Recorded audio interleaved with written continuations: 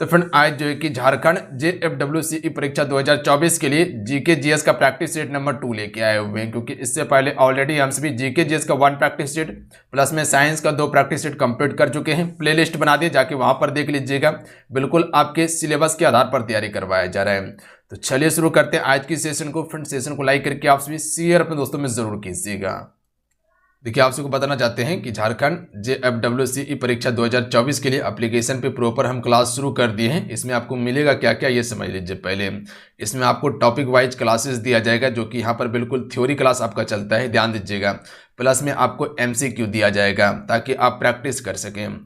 इसके अलावा ई बुक आपको मिलने वाला है सब्जेक्ट वाइज। प्लस में इंपॉर्टेंट नोट्स आपको इसमें मिल जाएगा, इंपॉर्टेंट PDF आपको दिया जाएगा। प्लस में टेस्ट सीरीज भी आपको अवेलेबल करवाया जाएगा, ताकि अपनी तैयारी को आपसे जांच सके कि कैसा आपका तैयारी हुआ है लास्ट समय में। ये पेपर 3 के लिए है, ध्यान दीजिएगा आप सभी। और इसके अलावा पेपर 1 में जो आपका हिंदी वाला सेक्शन है वो हम इसी में आपको कंप्लीट करवा देंगे। तो पेपर 1 के लिए भी आप टेंशन फ्री रहिएगा, हिंदी वाला सेक्शन हम कंप्लीट करवा देंगे आप सभी को। तो ये ऑल सब्जेक्ट का आपका पेपर 3 का तैयारी करवाया जाएगा। तो जिसे ज्वाइन करना है जाके ज्वाइन कर सकते हैं। एप्लीकेशन का लिंक डिस्क्रिप्शन में दिया हुआ है, प्लस में कमेंट बॉक्स में पिन कर दिए हैं। अन्यथा डायरेक्ट प्ले स्टोर पे जाके आप सभी JH गुरु के नाम से एप्लीकेशन को डाउनलोड करके उसके बाद कोर्स को ज्वाइन कर सकते हैं। तो अगर परीक्षा में 100% सफलता चाहिए तो फटाफट आप सभी ज्वाइन कर लीजिएगा। तो चलिए शुरू करते हैं आज की सेशन को हम सभी। आज की सेशन का फर्स्ट क्वेश्चन है। पहला क्वेश्चन ये बन रहा है कि अंतर्राष्ट्रीय वन दिवस जो है कि किस तारीख को मनाया जाता है। देखिए, अगर इन सेट में किसी भी क्वेश्चन का आंसर पता हो तो अपना आंसर आप सभी नीचे कमेंट बॉक्स में बता सकते हैं, अन्यथा एक कॉपी में नोट करते चलिएगा आप सभी। Right answer option number D हो जाएगा, ध्यान रखिएगा। 21 मार्च को हम सभी क्या करते हैं, 21 मार्च को हर एक वर्ष जो है कि वन दिवस मनाते हैं, ध्यान रखिएगा। अगर क्वेश्चन पूछा जाए आप सभी से कि बाघ दिवस कब मनाया जाता है, तो याद रखिएगा 29 जुलाई को हम सभी हर एक वर्ष क्या करते हैं, बाघ दिवस मनाते हैं। और यहीं से याद रखिएगा 29 अगस्त को हम सभी क्या करते हैं, खेल दिवस मनाते हैं, जो कि मेजर ध्यानचंद्र का जन्म दिवस है। इस दिन ध्यान रखेंगे आप सभी। अगला क्वेश्चन देख लीजिएगा। अगला क्वेश्चन है कि स्टैच्यू ऑफ यूनिटी निम्नलिखित में से किस जिले में स्थित है। यहाँ ये समझिएगा कि स्टैच्यू ऑफ यूनिटी जो है ये किसकी प्रतिमा है, सरदार वल्लभ भाई पटेल जी की प्रतिमा है। और ये जो है कि नर्मदा जिले में पड़ता है, ध्यान रखिएगा। कहाँ पे, गुजरात में। ये नर्मदा नदी के तट पर ही बनाया गया है, ध्यान रखिएगा। तो option number D correct answer होगा। अगला है तुर्की की राजधानी क्या है। अभी इसका नाम तुर्की है, इसकी राजधानी क्या है, याद रखिएगा अंकारा। तुर्की की राजधानी कहाँ पे है, अंकारा है। ऑप्शन में एक करेक्ट आंसर होगा। अगर क्वेश्चन पूछा जाए कि सोफिया जो है ये किसकी राजधानी है, तो बुल्गारिया देश की राजधानी है सोफिया, याद रखिएगा आप सभी। और बाकू जो है ये अजरबैजान देश की राजधानी है, बाकू। अजरबैजान देश की राजधानी कहाँ पे है, बाकू है। और यूरेवान जो है ये आपका आर्मेनिया देश की राजधानी है, ध्यान रखिएगा। क्या बताएं, अगर अंकारा के बारे में पूछा जाए तो ये तुर्की की राजधानी है। सोफिया किसकी राजधानी है, तो याद रखिएगा बुल्गारिया देश की राजधानी है सोफिया। और येरेवान जो है ये किसकी राजधानी है, तो याद रखिएगा आर्मेनिया देश की राजधानी है। और बाकू जो है ये अजरबैजान देश की राजधानी है, ध्यान रखिएगा आप सभी।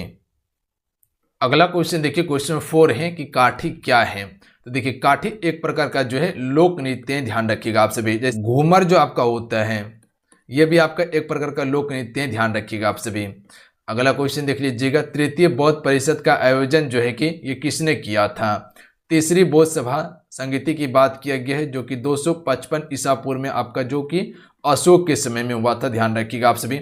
ऑप्शन नंबर सी इसका बिल्कुल करेक्ट आंसर हो जाएगा। पहला वाला जो हुआ था वो अजातशत्रु के शासनकाल में, दूसरा आपका कालाशोक के शासनकाल में, तीसरा अशोक के शासनकाल में, और चौथा जो हुआ था वो कनिष्क के शासनकाल में हुआ था। अगला क्वेश्चन देखिए, क्वेश्चन 6 का आंसर कीजिएगा आप सभी कि निम्नलिखित में से तुगलकाबाद शहर का जो है कि निर्माण जो है कि यानी कह सकते कि ये किसके द्वारा बनवाया गया था। Right answer option number D हो जाएगा, ध्यान रखिएगा गयासुद्दीन तुगलक ने बनवाया था, याद रखिएगा आप सभी। गयासुद्दीन जो है कि ये कह सकते कि तुगलक वंश का संस्थापक था गयासुद्दीन तुगलक। देखिए, दिल्ली सल्तनत 1206 में शुरू होता है और यहीं से कह सकते हैं कि इस पे गुलाम वंश हो गया, तुगलक वंश हो गया, खिलजी वंश हो गया, लोधी वंश हो गया, सैयद वंश हो गया, और उसके बाद जो है कि तो यहीं से कह सकते हैं कि आपका दिल्ली सल्तनत शुरू होता है। पहला इसका गुलाम वंश बनता है, उसके बाद खिलजी वंश था, तुगलक वंश था, सैयद वंश था, लोधी वंश था, ये जो है कि कुल 5 वंशों ने इस पे शासन किया था। अगला क्वेश्चन देख लीजिएगा, वायसराय जिसे भारत में स्थानीय स्वशासन का जनक कहा जाता है वह है। स्थानीय स्वशासन का जनक किसे कहा जाता है, मोस्ट इंपॉर्टेंट क्वेश्चन है। तो याद रखिएगा आप सभी, लॉर्ड रिपन को हम सभी स्थानीय स्वशासन का जनक कहते हैं। फिर ध्यान रखिएगा आप सभी, याद रहेगा आप सभी को। देखिए लॉर्ड कर्जन के बारे में क्या याद रखना है कि 1905 में इसने बंगाल विभाजन शुरू किया था। ध्यान रखिएगा आप सभी, याद रहेगा आप सभी को। लॉर्ड कैनिंग के बारे में क्या याद रखना है, तो याद रखिएगा इसी के समय में 1857 वाला क्रांति हुआ था। ध्यान रखिएगा, और 1858 में क्या किया गया था, तो याद रखेंगे आप सभी, इसे भारत का पहला वायसराय नियुक्त किया गया था। ये अंतिम गवर्नर जनरल तथा पहला वायसराय बना था। अगला है, सौर मंडल में हरा ग्रह कौन सा है। देखिए सौर मंडल में कुल 8 ग्रह है। ध्यान रखिएगा आप सभी। तो पृथ्वी को हम सभी नीला ग्रह कहते हैं। ध्यान रखिएगा, जबकि आपका अरुण है इसे हम सभी क्या कहते हैं, हरा ग्रह कहते हैं। ध्यान रखेंगे, ऑप्शन नंबर क्या हो जाएगा, सी बिल्कुल करेक्ट आंसर हो जाएगा। क्लियर है। मंगल को हम सभी क्या कहते हैं, मंगल को लाल ग्रह कहते हैं। याद रखिएगा, आपका जो है कि शुक्र ग्रह है, शुक्र ग्रह को हम सभी शाम का तारा या भोर का तारा कहते हैं इसे। बृहस्पति जो है ये सौरमंडल का सबसे बड़ा ग्रह है, और सबसे अधिक उपग्रह की बात किया जाए तो वो शनि के पास है। अगला क्वेश्चन देख लीजिएगा, किस तापमान पर पानी का अधिकतम घनत्व होता है। देखिए पानी के अधिकतम घनत्व की बात किया गया तो ये 4 डिग्री सेल्सियस पर होता है। ध्यान रखिएगा आप सभी, अधिकतम घनत्व। अगला है, निम्नलिखित में से किस समुद्र में दुनिया में सबसे अधिक लवणता है, यानी कि दुनिया में सबसे अधिक लवणता जो है वो किस समुद्र में हमें देखने को मिलता है। तो याद रखिएगा आप सभी, मृत सागर में। याद रहेगा आप सभी को, मृत सागर में सबसे अधिक लवणता है। ध्यान रखिएगा आप सभी। अगला क्वेश्चन देख लीजिएगा। चलिए आप सभी से एक क्वेश्चन है जिसका आंसर कीजिएगा कि विश्व का सबसे बड़ा महासागर कौन सा है। चलिए नीचे कमेंट करके आप सभी बताइएगा। अगला है, निम्नलिखित में से कौन सा दक्षिण अमेरिका में सबसे अधिक आबादी वाला देश है। तो यहाँ पर दक्षिण अमेरिका की बात किया गया है। तो दक्षिण अमेरिका में सबसे आबादी वाला शहर जो है वो कौन सा है। Right answer option number B हो जाएगा, ब्राजील, जो कि फ्रेंड कह सकते हैं कि सबसे अधिक आबादी वाला शहर है दक्षिण अमेरिका का। अगला क्वेश्चन देख लीजिएगा, तेल और ओंग निम्नलिखित में से किस नदी की एक सहायक नदी है। देखिए अमेरिका 2 है, एक दक्षिण अमेरिका एक उत्तरी अमेरिका है। ध्यान रखिएगा, और उत्तरी अमेरिका में ही आपका यूएसए पड़ता है, जिसे हम सभी संयुक्त राज्य अमेरिका कहते हैं। अगला है, तेल और ओंग ये निम्नलिखित में से किसकी सहायक नदी है। तो याद रखिएगा महानदी की सहायक नदी है। ऑप्शन में ए बिल्कुल करेक्ट आंसर हो जाएगा, महानदी। याद रखिएगा आप सभी, इसी पे हीराकुंड बांध बनवाया गया है। ध्यान रखिएगा, जो कि सबसे लंबा बांध है, उड़ीसा राज्य में है हीराकुंड बांध। अगला है, निम्नलिखित में से किसे खरीफ फसल के मौसम के रूप में जाना जाता है, यानी कि जब खरीफ फसल बोया जाता है वो किस समय बोया जाता है, ये क्वेश्चन कहने का मतलब है। तो याद रखिएगा, जुलाई से अक्टूबर के मध्य को हम सभी खरीफ फसल का मौसम कहते हैं। देखिए जून जुलाई में जो कि खरीफ फसल बोया जाता है, और अक्टूबर नवंबर में काट लिया जाता है, और उसके बाद जो है कि फिर रबी फसल बोया जाता है। ध्यान रखिएगा आप सभी। तो ये जो है कि आपका खरीफ फसल के समय का कह सकते हैं कि एक मौसम है। अगला क्वेश्चन देख लीजिएगा, राज्यसभा का पदेन अध्यक्ष कौन होता है। देखिए राज्यसभा की अगर बात किया गया है तो आप सभी को भली भांति पता होगा कि राज्यसभा जो होता है सबसे उच्च सदन होता है। ध्यान रखिएगा, इसे कभी भी भंग नहीं किया जा सकता है। ध्यान रखेंगे आप सभी। और इसका पदेन अध्यक्ष जो होता है वो आपका उपराष्ट्रपति जी होता है। ध्यान रखिएगा आप सभी। देखिए उपराष्ट्रपति को जो वेतन मिलता है वो राज्यसभा से ही दिया जाता है। ध्यान रखिएगा आप सभी, क्योंकि कार्य जो करता है वो राज्यसभा का करता है, ना कि उपराष्ट्रपति के तौर पर इसको वेतन मिलता है। याद रखिएगा, देश का सर्वोच्च नागरिक कौन होता है, तो राष्ट्रपति होता है। ध्यान रखिएगा, राष्ट्रपति ही प्रधानमंत्री की नियुक्ति करता है। ऑप्शन नंबर इसका सी बिल्कुल करेक्ट, ऑप्शन में बी बिल्कुल करेक्ट आंसर होगा। अगला क्वेश्चन देख लीजिएगा, 1 रुपए की करेंसी नोट पर किसका हस्ताक्षर होता है। तो देखिए 1 रुपया की यहाँ पर बात किया गया है। तो ध्यान रखिएगा आप सभी, जब भी 1 रुपया की बात किया जाए तो ये वित्त सचिव का होता है, या आपको भारत सरकार भी देखने के लिए मिल सकता है ऑप्शन में। याद रखिएगा आप सभी, जो भी ऑप्शन में देखने के लिए मिले टिक कर लेना है आप सभी को। तो 1 रुपया पर इसी का हस्ताक्षर होता है।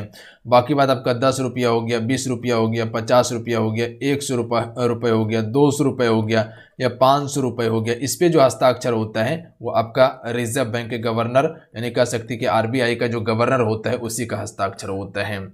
अगला है, निम्नलिखित में से किस पॉलीसेकेराइड को पशु स्टार्च के रूप में भी जाना जाता है?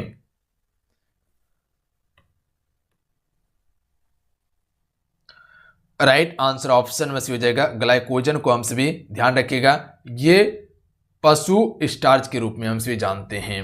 अगला है स्वर तंत्रियों के आधार पर व्यंजनों को कितने भागों में बांटा गया है? स्वर्ण तंत्री के आधार पर यहां पर बात किया गया है, तो ये आपका दो ही भाग में बांटा गया है। ध्यान रखिएगा ऑप्शन में बी करेक्ट आंसर हो जाएगा। एक आपका जो है कि सघोष होता है यानी कि घोष होता है और एक आपका अघोष होता है, घोष और एक अघोष होता है, तो यही दो भागों में इसे बांटा गया है, ध्यान रखिएगा आप सभी। अगला क्वेश्चन है कि यह गाय अधिक दूध देती है, क्या कहा गया? यह गाय अधिक दूध देती है। उक्त वाक्य में अधिक विशेषण किसकी विशेषता बता रहा है? यानी कि ये अधिक जो है ये किसकी विशेषता को बता रहा है? तो यह गाय अधिक दूध देती है, यह गाय अधिक दूध देती है, तो यहां पर दूध की विशेषता को बता रहा है कि गाय अधिक दूध देती है, ध्यान रखिएगा आप सभी, तो बी करेक्ट आंसर हो जाएगा। अगला क्वेश्चन देख लीजिएगा। क्वेश्चन है कि महान का विलोम शब्द है, तो महान का विलोम क्या होता है? तो महान का विलोम क्या हो जाएगा? क्षुद्र हो जाएगा। ऑप्शन में डी करेक्ट आंसर होगा। अगला है दिए गए शब्द का सही बहुवचन रूप वाला विकल्प को पहचानिए। यहां पर बहुवचन वाला रूप बताना है। चूटियां का बहुवचन क्या होगा? चलिए बताइएगा तो आप सभी, चूटियां का बहुवचन क्या हो जाएगा? देखिए जहां पर लास्ट में या लगा हुआ है तो सिर्फ इसमें चंद्र बिंदु लगा दीजिएगा तो समझ लीजिए वो उसका बहुवचन बन जाता है। तो ऑप्शन नंबर एक करेक्ट आंसर हो जाएगा, चूटियां हो जाएगा, ध्यान रखिएगा। तो जहां पर या लास्ट में लगा हुआ है सिर्फ इस पर चंद्र बिंदु और आपको चढ़ा देना है। अगला क्वेश्चन देख लीजिएगा। क्वेश्चन है कि दिए गए वाक्य में रेखांकित खंड को प्रतिस्थापित करने के लिए उपयुक्त विकल्प का चयन कीजिए। दिया हुआ है कि विजय ने अजय का बहुत तिरस्कार किया है, यहां पर जो है कि उपयुक्त विकल्प कौन सा होगा? अपमान किया है या विश्वास किया या विरोध किया या सम्मान किया है? तो तिरस्कार के स्थान पर हम सभी जो रख सकते हैं वो अपमान को रख सकते हैं। ध्यान रखिएगा कि विजय ने अजय का बहुत अपमान किया है। ऑप्शन नंबर ए बिल्कुल करेक्ट आंसर हो जाएगा, ध्यान रखिएगा आप सभी, याद रहेगा आप सभी को। अगला है न्यूटन के गति के पहले नियम को डैश भी कहा जाता है। न्यूटन का आप सभी 3 नियम पढ़े होंगे, पहला लॉ, दूसरा लॉ और तीसरा लॉ।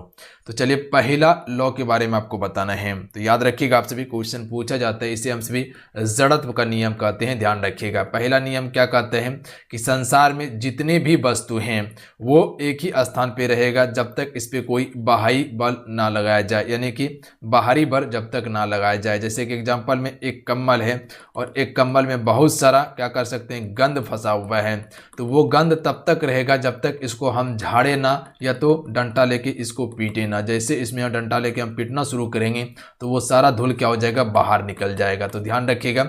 तो न्यूटन का पहला नियम क्या कहता है कि संसार में जितने भी वस्तु हैं वो सभी एक ही स्थान पर रहेगा जब तक उस पर बाह्य बल ना लगाया जाए। न्यूटन का तीसरा नियम क्या है, क्रिया टू प्रतिक्रिया, ध्यान रखिएगा आप सभी, यानी कि एक थाप आप मारिएगा तो दूसरा थाप आपको भी मारेगा, ध्यान रखिएगा आप सभी। अगला है ध्वनि तरंग का आयाम क्या निर्धारित करता है?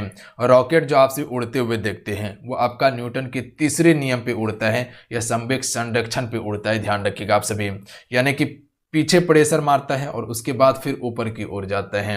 जैसे आप सभी एक नाव से उतरते हैं, अगर पानी में अगर नाव चल रही है, अगर इससे आप नीचे आइएगा तो नाव पीछे की ओर घिसक जाता है। तो ये न्यूटन का तीसरा नियम का एग्जाम्पल है।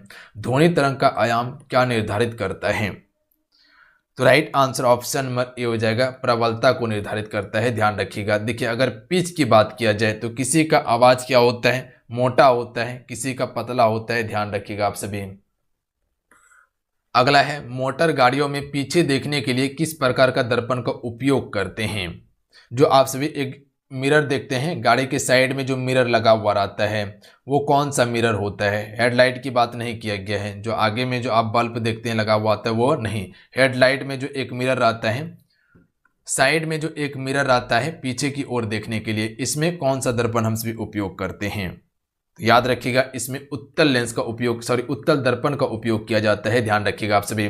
ये क्या करता है, वस्तु को छोटा दिखाता है, ध्यान रखिएगा, उत्तल दर्पण क्या करता है, वस्तु को छोटा दिखाता है। अगर कोई बड़ा वस्तु है तो वो उसको छोटा करके दिखाएगा। वहीं अवतल दर्पण क्या करता है, ये वस्तु को बड़ा करके दिखाता है। अगर कोई छोटा वस्तु है तो उसको बढ़ा करके दिखाएगा। तो इसके लिए हम सभी क्या करते हैं, हेडलाइट में प्रयोग करते हैं, यानी कि जो आगे आप सभी बम्पर देखते हैं जहां पर लाइट लगा रहता है वहां पर हम सभी अवतल लेंस का प्रयोग करते हैं ताकि रोशनी को वो फैला के दिखाए। तो ध्यान रखिएगा आप सभी, इसका ऑप्शन में भी करेक्ट आंसर होगा। अगला क्वेश्चन देख लीजिए, भूकंप की तीव्रता किसके द्वारा मापी जाती है। तो याद रखिएगा, सिस्मोग्राफ से हम सभी क्या करते हैं, भूकंप की तीव्रता को मापते हैं। बैरोमीटर से वायुमंडलीय दाब को मापते हैं। चलिए आपसे बताइएगा कि हाइग्रोमीटर का उपयोग किसके लिए किया जाता है। सॉरी, हाइड्रोमीटर है। हाइड्रोमीटर का उपयोग जो है कि किसके लिए किया जाता है। हाइग्रोमीटर आर्द्रता मापने के लिए करते हैं, पर हाइड्रोमीटर की बात किया गया है वो किसके लिए प्रयोग करते हैं। आवर्त सारणी के समूह 17 तत्वों को क्या कहा जाता है। तो इसे हम सभी कहते हैं हाइलोजन। ध्यान रखिएगा आप सभी, भी करेक्ट आंसर होगा। अगला है, डैश में कार्बन परमाणु फुटबॉल की आकृति में व्यवस्थित होते हैं। फ्लोरीन में होता है। ध्यान रखिएगा, फ्लोरीन में कार्बन परमाणु फुटबॉल की आकृति में व्यवस्थित होते हैं। अगला है, कमजोर अम्ल और मजबूत क्षार की प्रतिक्रिया से किस प्रकार का नमक प्राप्त होता है। देखिए, ये क्षारीय लवण आपका प्राप्त होगा। ऑप्शन में भी करेक्ट आंसर होगा। क्वेश्चन को समझिएगा कि कमजोर अम्ल और मजबूत क्षार की प्रतिक्रिया से किस प्रकार का अम्ल या लवण प्राप्त होगा, तो क्षारीय होगा। अगला क्वेश्चन देख लीजिएगा, डैश सबसे अधिक एक एसिड और एक शराब की प्रतिक्रिया से बनता है। एस्टर बनता है। ध्यान रखिएगा, ऑप्शन बी करेक्ट आंसर होगा। देखिए, एस्टर जो है सबसे अधिक एक एसिड और एक शराब की प्रतिक्रिया से बनता है। अगला है, निम्नलिखित में से क्या एक उत्क्रमणीय परिवर्तन है। इनमें से कौन सा एक उत्क्रमणीय परिवर्तन है। देखिए, बर्फ का पिघलना ये आपका एक उत्क्रमणीय परिवर्तन है। ध्यान रखिएगा, जिसे हम सभी भौतिक परिवर्तन भी कहते हैं। भौतिक परिवर्तन भी कहते हैं। ध्यान रखिएगा। देखिए, दूध का फटना ये आपका रासायनिक परिवर्तन है। लकड़ी का जलना रासायनिक परिवर्तन है। फलों का पकना रासायनिक परिवर्तन है। अब इसको पहचानिएगा कैसे, ये समझ लीजिए आप सभी कि आखिर भौतिकी कौन होता है और रसायन कौन होता है। देखिए, अगर एक बार दूध फट जाएगा तो क्या लगता है, दूध फिर से इसको बना लीजिएगा, फटा हुआ दूध को नहीं बना सकते हैं, रासायनिक परिवर्तन है। लकड़ी अगर जला दीजिएगा आप सभी तो लकड़ी को पुनः जिस अवस्था में था उसी अवस्था में ला सकते हैं, जला के नहीं ला सकते हैं। ध्यान रखिएगा, रासायनिक परिवर्तन है। सिंपल भाषा में समझिए कि जिसका यूज कर दिए आप और उसे पुनः उस अवस्था में नहीं ला सकते हैं तो वो आपका रासायनिक परिवर्तन होगा। अगर फल को पका दीजिएगा तो फिर उसको कच्चा कर पाइएगा, नहीं कर पाइएगा, तो ये आपका रासायनिक परिवर्तन है। अब थोड़ा भौतिक परिवर्तन समझ लीजिए। देखिए, एक बर्फ दिया हुआ है, अगर आप बर्फ को पिघाल दीजिएगा, ठीक है, तो क्या उसको फिर से बर्फ में बदल सकते हैं, बिल्कुल बदल सकते हैं। अगर कोई पानी था, ठीक है, उसको हम बर्फ जमा दिए और फिर उसको पिघाल दिए तो फिर भी जमा सकते हैं उसको। ध्यान रखिएगा, यानी कि जो था उसको फिर उसका आकार चेंज कर दिया और फिर उसी आकार में ला दिए, तो उसी को क्या कहते हैं, भौतिक परिवर्तन कहते हैं। यानी कि जो आकार में था और पुनः उसी आकार में उसको ला दे तो वहां पर भौतिक परिवर्तन होता है। वहीं पर रासायनिक परिवर्तन में क्या होता है कि पहले जो आकार में था और यूज करने के बाद फिर से उसी आकार में नहीं ला पा रहे तो वहां रासायनिक परिवर्तन होगा। अगला है, किसी नदी में जल प्रदूषण को विघटित मात्रा द्वारा मापा जाता है। तो ये किसके द्वारा मापा जाता है, ऑक्सीजन के द्वारा मापा जाता है। ऑप्शन में डी करेक्ट आंसर होगा। अगला है, गंगा जल किस नदी की सहायक नदी है। राइट आंसर ऑप्शन में से हो जाएगा नर्मदा की सहायक नदी है। अगला है, बेतवा नदी कहाँ से निकलती है। तो right answer option number B हो जाएगा, भोपाल से जो कि फ्रेंड बेतवा नदी निकलती है। ध्यान रखिएगा आप सभी, भोपाल से बेतवा नदी निकलती है। अगला क्वेश्चन देख लीजिएगा, गम्मत किस प्रकार की लोक कला है। गम्मत जो है कि किस प्रकार का लोक कला है, नाटक है एक प्रकार का। ध्यान रखिएगा आप सभी, गम्मत क्या एक प्रकार का नाटक है। अगला क्वेश्चन देख लीजिएगा, आगरा में मोती मस्जिद किस मुगल शासक से संबंधित हैं। तो देखिए, आगरा में जो मोती मस्जिद को बनवाया गया था ये किसके द्वारा बनवाया गया था, शाहजहां के द्वारा बनवाया गया था। ध्यान रखिएगा, ऑप्शन नंबर डी बिल्कुल करेक्ट आंसर होगा। अगला है, निम्नलिखित में से कौन सा अप्रत्यक्ष कर नहीं है। तो यहां पर फोकस कीजिएगा, क्या कहा गया है, अप्रत्यक्ष कर नहीं है। इनमें से कौन सा नहीं है, तो ध्यान रखिएगा आप सभी, संपत्ति शुल्क जो है ये अप्रत्यक्ष कर नहीं बल्कि ये प्रत्यक्ष कर है। ध्यान रखिएगा आप सभी, क्या है ये आपका प्रत्यक्ष कर है, जबकि आपका बिक्री कर हो गया, उत्पाद शुल्क हो गया और सीमा शुल्क हो गया, ये सभी अप्रत्यक्ष कर होते हैं। अगला है डेंगू किसके कारण होता है? तो डेंगू जो फैलता है ये विषाणु के कारण फैलता है। ध्यान रखिएगा आप सभी, या कह सकते हैं कि प्रोटोजोआ के कारण फैलता है। तो ऑप्शन में बी इसका करेक्ट आंसर होगा। ज्यादातर आपको विषाणु ही देखने के लिए मिलता है। अगला है, ये क्वेश्चन इंपॉर्टेंट है आपके लिए। कांग्रेस छोड़ने के बाद 1939 में सुभाष चंद्र बोस ने अपनी पार्टी बनाई जिसका नाम क्या रखा था? इसे फॉरवर्ड ब्लॉक रखा था। ध्यान रखिएगा आप सभी। अगला क्वेश्चन देख लीजिएगा, यह भी इंपॉर्टेंट है कि भारतीय संविधान में लोक हितकारी राज्य का आदर्श किसे प्रतिष्ठापित है? तो right answer option number B हो जाएगा, राज्य के नीति निर्देशक सिद्धांत को प्रतिष्ठापित है। ध्यान रखिएगा आप सभी। देखिए अगर राज्य के नीति निर्देशक सिद्धांत की बात किया जाए, देखिए राज्य के नीति निर्देशक सिद्धांत की बात किया जाए तो ये संविधान के भाग 4 में है। ध्यान रखिएगा आप सभी। अनुच्छेद कह सकते हैं कि 35 से लेके ये 51 तक आता है। याद रखिएगा आप सभी, क्या बताएं, अनुच्छेद 35 से लेके 51 तक आपका राज्य का नीति निर्देशक तत्व है। जैसे कि मौलिक अधिकार जो था ये संविधान का भाग कितने में था? भाग 3 में मौलिक अधिकार था। अनुच्छेद की बात किया जाए तो 12 से लेके 35 तक था। ध्यान रखिएगा ये आपका 36 से होगा, 36 से लेके 51 तक का नीति निर्देशक तत्व। देखिए मौलिक अधिकार जो होता है ये आपका स्वतः प्राप्त होता है, जो कि 6 मौलिक अधिकार है। पहले 7 मौलिक अधिकार था, संपत्ति के अधिकार को हटा दिया गया है और अनुच्छेद 300A में रखा गया है। ध्यान रखिएगा आप सभी। अनुच्छेद F और अनुच्छेद आपका 31 जो है ये दोनों को हटाकर कहाँ रखा गया है? 300A में रख दिया गया है। ध्यान रखिएगा आप सभी। 6 मौलिक अधिकार हैं और आपको जो नीति निर्देशक तत्व जो दिया जाता है ये सरकार के द्वारा दिया जाता है। ध्यान रखिएगा, जबकि मौलिक अधिकार जो होता है ये आपको खुद ही मिल जाता है। एक धन विधेयक केवल प्रस्तुत किया जा सकता है, तो धन विधेयक सिर्फ लोकसभा में ही प्रस्तुत किया जा सकता है। अगला है, राज्यपाल के संबंध में निम्नलिखित में से कौन सा कथन सत्य नहीं है? इनमें से कौन सा कथन जो कि राज्यपाल के बारे में सही नहीं है? याद रखिएगा आप सभी, वह मृत्यु दंड को माफ कर सकता है, ये बिल्कुल गलत है। ध्यान रखिएगा आप सभी, मृत्यु दंड माफ करने का शक्ति जो है वो राष्ट्रपति के पास होता है। राष्ट्रपति के पास जो है कि मृत्यु दंड माफ करने का जो है कि अधिकार होता है। बाकी बात छोटा मोटा जो अपराध होता है उसको माफ कर सकता है राज्यपाल। वह राज्य विधायिका का एक हिस्सा होता है, बिल्कुल सही है। वो राज्य के उच्च न्यायालय के न्यायाधीशों की नियुक्ति नहीं कर सकता, बिल्कुल नहीं कर सकता है। ध्यान रखिएगा आप सभी, जो उच्च न्यायालय होता है उसके न्यायाधीश की नियुक्ति राष्ट्रपति करता है, ना कि राज्यपाल करता है। याद रखिएगा आप सभी। उनके पास आपातकालीन शक्ति नहीं होता है, बिल्कुल नहीं होता है। आपातकालीन शक्ति जो होता है ये राष्ट्रपति के पास होता है। ध्यान रखिएगा, 3 प्रकार का आपातकाल लगाया जाता है। एक राजकीय आपातकाल, राष्ट्रीय आपातकाल और वित्तीय आपातकाल लगाया जाता है। ध्यान रखिएगा, बताए थे आप सभी को। अनुच्छेद आपका जो है कि 352, अनुच्छेद 356 हो गया और अनुच्छेद 360 के तहत लगाया जाता है तीनों आपातकाल। अगला क्वेश्चन है क्वेश्चन नंबर 41। क्वेश्चन है कि फ्रांस की राजक्रांति के समय वहां का राजा कौन था? देखिए फ्रांस की राजक्रांति के समय वहां का राजा जो था वो लुईस 16वां था। ध्यान रखिएगा आप सभी, कौन था जी? लुईस 16वां। ऑप्शन में सी बिल्कुल करेक्ट आंसर होगा। ध्यान रखिएगा आप सभी। अगला क्वेश्चन देख लीजिएगा। चलिए आपसे बताइएगा कि फ्रांस की क्रांति की शुरुआत जो हुई थी फ्रेंड वो कब हुई थी, क्योंकि इससे पहले आप सभी को ये टॉपिक कंप्लीट करवाया गया था फ्रांस वाला। तो एक बार बताइएगा आप सभी, तो सन्यासी का विलोम शब्द क्या होता है? तो देखिए सन्यासी का विलोम जो हो जाएगा वो क्या हो जाएगा आपका? गृहस्थ। ध्यान रखिएगा, ऑप्शन में सी करेक्ट आंसर होगा। अगला क्वेश्चन देख लीजिएगा। चंद्रमा का पर्यायवाची शब्द है, इनमें से कौन सा शब्द जो है कि चंद्रमा का पर्यायवाची होता है? तो देखिए अगर चंद्रमा की बात किया जाए तो शशि चंद्रमा का पर्यायवाची होता है। जो आपको हिंदी का सेट दिया गया था उसमें आपको पर्यायवाची कवर करवाया गया था, जिसमें कि आपको डिटेल से सारा चीज बताया गया था आप सभी को। अगला क्वेश्चन देख लीजिएगा। पूस की रात कहानी के रचनाकार कौन है? तो देखिए पूस की रात की यहाँ पर बात किया गया है, तो इसका करेक्ट आंसर क्या हो जाएगा? तो याद रखिएगा आप सभी,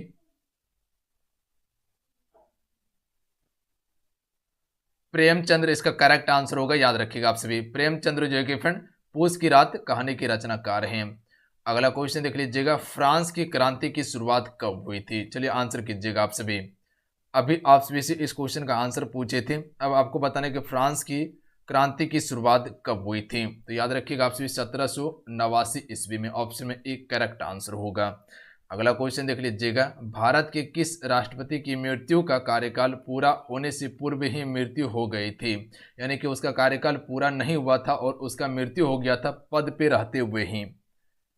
डॉक्टर जाकिर हुसैन। ऑप्शन में सी करेक्ट आंसर होगा। अगला क्वेश्चन देख लीजिएगा, निम्नलिखित में से उच्चतम न्यायालय की सबसे पहली महिला न्यायाधीश कौन थी? देखिए, उच्चतम न्यायालय की सबसे पहली महिला न्यायाधीश जो बनी थी वो एम फातिमा बीबी बनी थी। यानी कि ऑप्शन में सी राइट आंसर होगा, ध्यान रखिएगा आप सभी। अगला क्वेश्चन देख लीजिएगा कि किसी भारतीय राज्य की प्रथम महिला मुख्यमंत्री बनी थी। इसको कर लीजिएगा कि किस राज्य की प्रथम भारतीय महिला मुख्यमंत्री बनी थी? देखिए, यूपी का, याद रखिएगा, यूपी राज्य का सबसे पहला मुख्यमंत्री जो है कि सुचेता कृपलानी बनी थी। ऑप्शन नंबर ए बिल्कुल करेक्ट आंसर हो जाएगा। अगला क्वेश्चन देख लीजिए फ्रेंड। क्वेश्चन है कि मुख्यमंत्री की नियुक्ति किसके द्वारा की जाती है? तो इसका करेक्ट आंसर ऑप्शन में से हो जाएगा, राज्यपाल के द्वारा जो है कि मुख्यमंत्री की नियुक्ति किया जाता है। और राज्यपाल की नियुक्ति कौन करता है? तो याद रखिएगा आप सभी, राष्ट्रपति के द्वारा। और प्रधानमंत्री की नियुक्ति कौन करता है? तो ये आपका राष्ट्रपति ही करता है। अगला है, परिसीमन आयोग का अध्यक्ष कौन होता है? राइट आंसर ऑप्शन में से हो जाएगा, मुख्य चुनाव आयुक्त जो है कि फ्रेंड परिसीमन आयोग का अध्यक्ष होता है।